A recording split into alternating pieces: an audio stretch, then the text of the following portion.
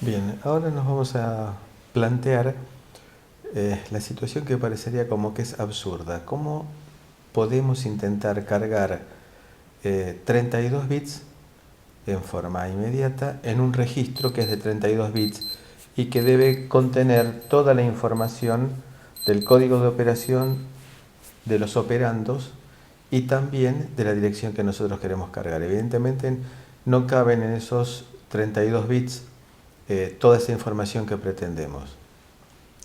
Vamos a hacer un planteo en el cual aquí vemos de que nos aparece un símbolo igual que no está dirigido al procesador, sino que es una pseudo instrucción, es una directiva que se le da al compilador como para que él se encargue de resolver este problema. El valor que nosotros queremos cargar es el valor 12345 en hexadecimal y que no cabe, de acuerdo con todo lo que estimamos hasta ahora, dentro de la instrucción completa de 32 bits. Cuando nosotros le damos esa directiva al compilador, interpreta ese símbolo igual de la siguiente forma. Tenemos el código de operación, que sería el que se ejecuta, se interpreta aquí con el LDR. El compilador detecta la primera posición de memoria flash vacía y allí coloca el valor que nosotros queremos cargar en forma inmediata. Este que vemos acá, el 12345. Automáticamente el compilador calcula la distancia que existe entre el código de operación y esa directiva y le impone como un desplazamiento dentro del código de operación. Cuando antes habíamos visto que los códigos de operación típicos tenían una zona en el extremo de los bits menos significativos con 12 bits de extensión, como para colocar valores de desplazamiento, ahí vemos entonces de que podemos colocar ese valor 1, 2, 3, 4, 5 dentro de los 4K que corresponderían al direccionamiento que nos permite ese desplazamiento de 12 bits.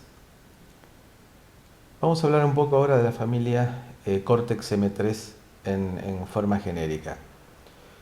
Aquí vemos, en forma sorprendente, la gran cantidad de integrantes de lo que se llama la comunidad Cortex 700 Plus. Vemos que hay una gran cantidad, prácticamente todos los fabricantes de semiconductores están incorporados dentro de las licencias de fabricación de los microcontroladores Cortex. Entonces aquí vamos a encontrarnos con Freescale, con Silicon Labs, con Texas Instruments, con Atmel, con NXP, con Samsung. Y cuando nosotros veamos que nuestro teléfono celular tiene, por ejemplo, un NVIDIA, y bueno, eso es un derivado de Cortex. Es decir, NVIDIA está licenciado para fabricar un procesador que tenga varios núcleos y eso va a estar incorporado dentro de nuestro teléfono celular. Por el otro lado también, sobre el lado izquierdo, encontramos que tenemos una gran cantidad de empresas que se dedican a desarrollar software, a desarrollar entrenamiento, y sobre el lado derecho también nos encontramos con una gran cantidad de empresas que se dedican a hacer software de soporte, como emuladores, simuladores, etc. Todo esto da lugar a que la filosofía en la cual ARM lo único que hace son diseño de núcleos, de cores de microcontroladores, se ve concretado en que esa transferencia se realiza hacia fabricantes de silicio, que son los que imponen en definitiva la marca vendiendo dispositivos Cortex. Las aplicaciones son innumerables. Acá vemos desde impresoras, router Wi-Fi, teléfonos celulares, tablets, netbooks, prácticamente todas las aplicaciones de uso en el hogar, lavarropas, microondas, iPod, etc. ¿Con qué nos encontramos en Cortex M3? Nos vamos a encontrar con una importante cantidad de temporizadores de 32 bits, 4 temporizadores de 32 bits muy poderosos, del tipo de temporizadores que cuando supongamos que los asociamos como si fueran un gran tanque de agua en el cual le hemos puesto varios detectores de nivel. A medida que se va llenando, así que va transcurriendo el tiempo, se van accediendo a cada uno de esos eh, detectores de nivel y se gerencia alguna actividad cuando se llega a ese detector. Entonces nosotros podemos llegar a implementar que cuando se llegó a un determinado nivel se cambie de estado a un pin, se arranque el conversor analógico a digital o se arranque una transferencia por acceso directo a memoria.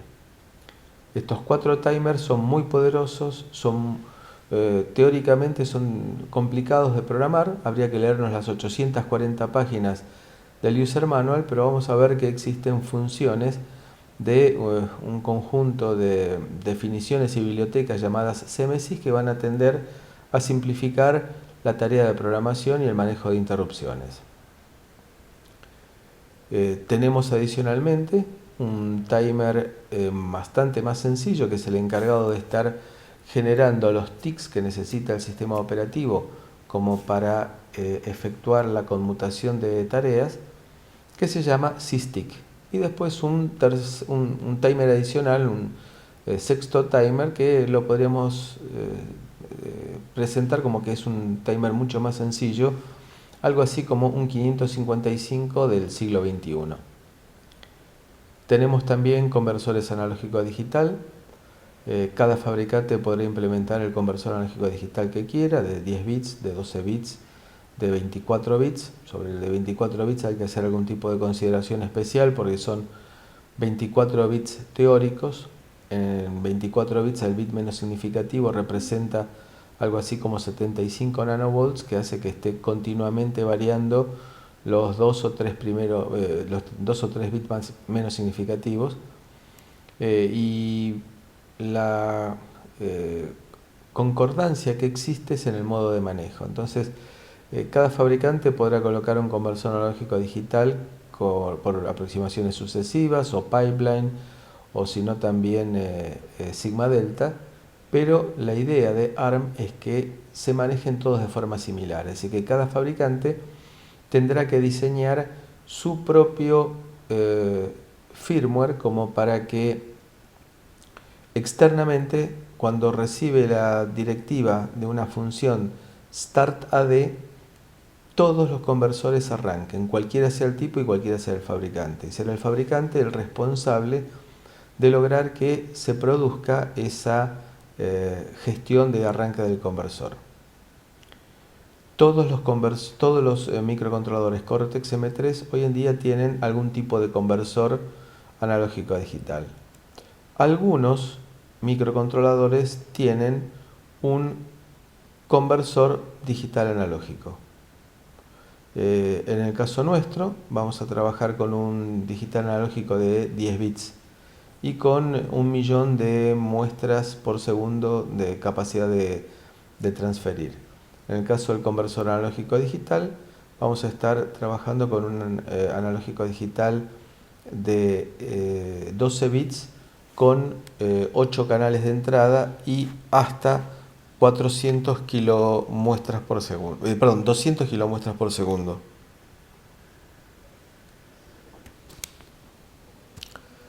Vamos a tener una buena cantidad de comunicación serie constituida por 4 UARTs del tipo de la 16550, es decir, no del tipo, sino exactamente iguales a la 16550 que tenemos en la PC. Cada una de ellas dedicada a alguna actividad específica, como por ejemplo una pensada para manejar módem con todas las señales de módem, otra pensada como para trabajar con comunicación RC485, otra pensada para trabajar con interfaces infrarrojo. También vamos a tener 3 canales de I²C 3 canales de SPI y un canal de I²S, que es una interfaz relativamente nueva que apareció para trabajar conectando dispositivos externos de audio, como por ejemplo códecs. Vamos a tener el lazo de enganche de fase. Ese lazo de enganche de fase cumple la finalidad de cambiar la frecuencia de trabajo del procesador. ¿Con qué idea? Con la idea de adecuarnos a los requerimientos de potencia disipada. ¿Por qué? Veamos este esquema. Este es un inversor CMOS tradicional. En forma estática, alguno de los dos transistores está siempre cortado. Lo que sucede es que cuando aparecen transiciones en la entrada, es decir, de 0 a 1 o de 1 a 0, nos vamos a encontrar con que el transistor que estaba cortado deja de estar cortado y paulatinamente va a tender hacia la saturación. El que estaba saturado deja de estar saturado y comienza a aumentar su impedancia tendiendo hacia infinito. Es decir, que hay un momento en el cual los dos transistores se están conduciendo, lo cual da lugar a que aparezcan picos de corriente, estos que vemos aquí. Cuanto mayor sea la frecuencia, mayor cantidad de picos de corriente por unidad de tiempo vamos a tener, y por lo tanto esos picos de corriente que van a tener que ser provistos, por ejemplo, en esta placa por los capacitores que están pegaditos al componente electrónico y que son capacitores típicamente de punto 1, de algún material como puede ser cerámicos o tantalio, que tienen buena respuesta en alta frecuencia. Y vemos que la potencia disipada efectivamente crece en forma lineal con la frecuencia. Entonces, el planteo que nos hacemos es para un ejemplo en particular. Si nosotros tenemos, por ejemplo, una estación de adquisición de datos meteorológicos en el medio de la cordillera, y tiene que transmitirnos los datos de presión, temperatura, viento, cada 15 minutos. Esa estación va a estar alimentada por paneles solares. ¿Se justificaría que esté trabajando continuamente a 120 MHz? Sin duda que no. Entonces, lo que se hace en esos casos es tener un PLL que nos permite obtener frecuencias derivadas de un cristal, que es un cristal externo y de baja frecuencia, y que podemos disminuir hasta, por ejemplo, 500 kHz la frecuencia de trabajo, de manera de disminuir la potencia disipada a valores mucho menores, como por ejemplo en ese caso sería un 240avo de la potencia que requiere disipar cuando está trabajando en la adquisición y transferencia de los datos. Por otro caso, como también surgió en la charla, es muy difícil de controlar la emisión que puede producir un oscilador externo de 120 MHz. Entonces es más fácil colocar un cristal de baja frecuencia externo, que es mucho más manejable, e internamente multiplicar la frecuencia hasta llegar a los 120 MHz, y que está todo mucho más controlado por parte del fabricante del microcontrolador. Tenemos también un reloj de tiempo real, el cual está corriendo y llevando la fecha, la hora, los minutos, y alimentado para el caso que haya corte de energía, o bien por una pila o por un supercapacitor, esos que habíamos soñado siempre tener cuando estábamos en la escuela secundaria, de 1 o 2 faradios y por baja tensión, y que mantienen una alimentación durante semanas. Tenemos un watchdog similar a lo que tenían los micros anteriores, pero con la particularidad que este, en lugar de resetear al micro, lo que hace es generar una excepción. Esta excepción despierta a una función que será normalmente un sistema operativo que trata de analizar qué es lo que está frenando la tarea, ya que el watchdog es en definitiva un multivibrador monoestable al cual periódicamente con pulsos se lo mantiene en su estado cuasi estable. Vamos a tener modulación por ancho de pulso. Si esta modulación por ancho de pulso corresponde a la idea de trabajar con, por ejemplo, generando señales de frecuencia variable, pero manteniendo el ciclo de actividad en forma automática, y podemos trabajar con 6 canales single-ended o 3 canales diferenciales. Estos 3 canales diferenciales los podemos utilizar, por ejemplo, para generar señales trifásicas. En el caso que, un ejemplo concreto, habremos visto que en el techo de utilitarios o en el techo de, por ejemplo, taxis, aparece lo que parece un pequeño portaequipajes. Ese es un equipo climatizador que permite bajar 6, 7, 8 grados la temperatura de la cabina, pero sin consumir la energía mecánica que consume un equipo de aire acondicionado.